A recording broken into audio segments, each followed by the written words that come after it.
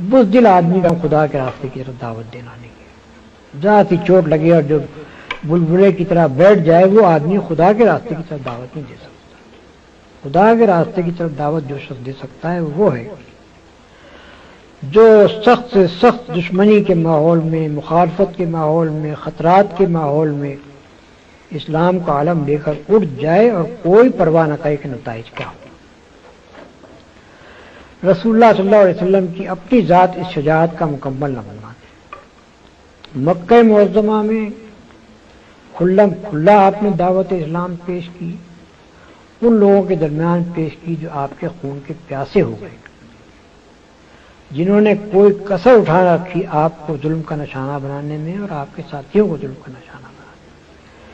لیکن ایک لمحے کے لیے بھی آپ نے اپنی دعوت کو چھوڑنا قبول نہیں کیا،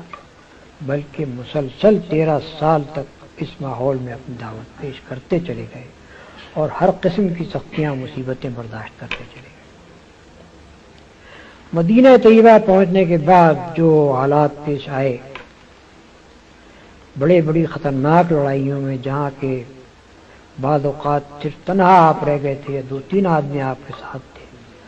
اس حالت میں بھی رسول اللہ صلی اللہ علیہ وسلم کا قدم کبھی پیچھے نہیں ہٹا، بلکہ غزوہ حنین کے موقع پر جبکہ مسلمانوں کو تقریباً شکست ہو گئی تھی اور لوگ بھاگے چلے جا رہے تھے،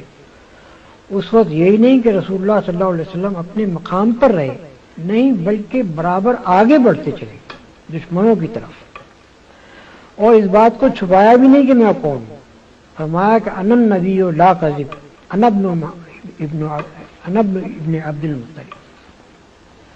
میں نبی ہوں، جھوٹا نہیں ہوں، میں ابن عبد المطلب ہوں. یا دوسرے الفاظ میں آپ نے عین حالت جنگ میں اس وقت جبکہ آپ بالکل 2-3 آدمیوں کے ساتھ تنہا رہ گئے تھے اور دشمنوں کے نرغے میں تھے، اس وقت بھی علل اعلان یہ کہا کہ ہاں میں نبی ہوں.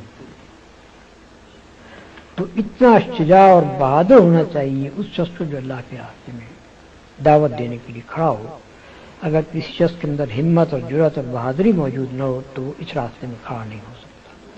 کھڑا ہوگا بھی تو اپنی بزدلی کی وجہ سے الٹا اس مشن کو نقصان پہنچانا.